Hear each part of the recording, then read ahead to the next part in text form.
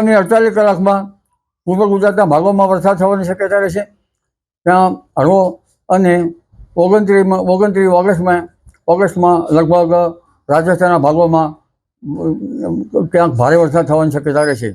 આ ઉપરાંત હમણાંની સિસ્ટમના કારણે વરસાદ જે છે એ દેશના ઉત્તરીય પૂર્વીય ભાગોમાં થવાની શક્યતા રહેશે, કારણ કે હમણાં પેસિફિક મહાસાગરમાં કેટલીક સિસ્ટમો બનેલ છે જેનો ભેદ પેસિફિક મહાસાગરમાં ખેંચાઈ જાય છે, એટલે દક્ષિણ બંગાળ ઉપસાગરની શાખા સક્રિય નથી। પરંતુ વરસાદ અંગે જોવા જઈએ તો લગભગ સપ્ટેમ્બર માસમાં વરસાદના યોગો બને છે। તારીખ 3 થી 10 સપ્ટેમ્બરમાં દ્વારકાના ભાગો, પોરબંદરના ભાગોમાં ક્યાંક વરસાદ થવાની શક્યતા રહેશે।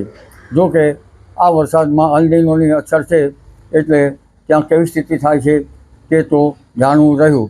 આ માત્ર અનુમાન છે। તારીખ 3 થી 10માં જોવા જઈએ તો લગભગ ઉત્તર ગુજરાતના ભાગોમાં હળવાથી માંડીને 3 ઇંચ કે તેથી વધુ વરસાદ થવાની શક્યતા ગણી શકાય। આ ઉપરાંત મધ્ય ગુજરાતના ભાગોમાં હળવાથી માંડીને 3 ઇંચ કે 4 ઇંચ જેવો વરસાદની ગણતરી મૂકી શકાય। દક્ષિણ ગુજરાતના ભાગોમાં ભારે વરસાદની શક્યતા ગણી શકાય, ત્યાં 4 ઇંચ કે લગભગ એટલો વરસાદની ગણતરી મૂકી શકાય। દક્ષિણ સૌરાષ્ટ્રના ભાગોમાં પણ વરસાદ થવાની શક્યતા રહેશે। સૌરાષ્ટ્રના અન્ય ભાગોમાં પણ વરસાદ થવાની શક્યતા રહેશે।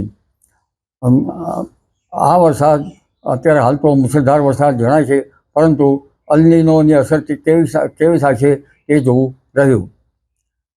તારીખ 12 સપ્ટેમ્બરમાં દરિયામાં ભારે પવન ફૂંકાય અને વરસાદી વાતાવરણ તે પછી થતું જોવા મળે। હમણાં સપ્ટેમ્બરમાં તારીખ 3 થી 12માં જે વરસાદ થવાનો છે તે વરસાદી પાણી કૃષિ પાકો માટે સારું ગણાતું નથી।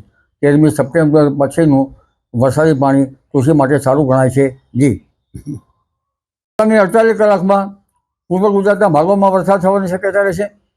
ત્યાં હળવો અને 29 ઓગસ્ટમાં લગભગ રાજસ્થાનના ભાગોમાં ક્યાંક ભારે વરસાદ થવાની શક્યતા રહેશે।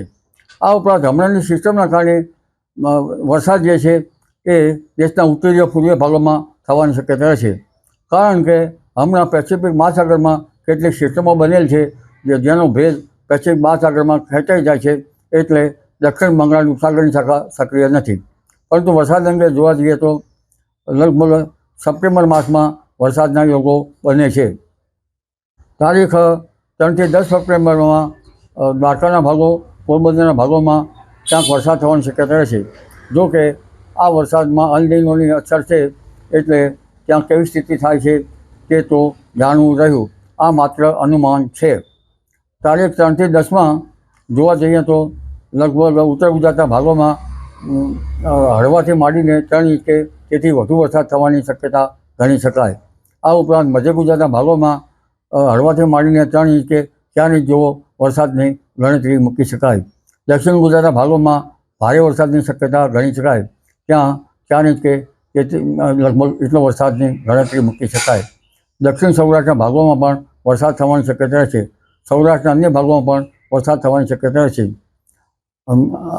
આ વરસાદ અત્યારે હાલ તો મુશળધાર વરસાદ જણાય છે, પરંતુ અલ નીનોની અસરથી કેવી થાય છે એ જોવું રહ્યું। તારીખ 12 સપ્ટેમ્બરમાં દરિયામાં ભારે પવન ફૂંકાય અને વરસાદી વાતાવરણ તે પછી થતું જોવા મળે। હમણાં સપ્ટેમ્બરમાં તારીખ 3 થી 12માં જે વરસાદ થવાનો છે તે વરસાદી પાણી કૃષિ પાકો માટે સારું ગણાતું નથી। 13મી સપ્ટેમ્બર પછીનું વરસાદી પાણી કૃષિ માટે સારું ગણાય છે।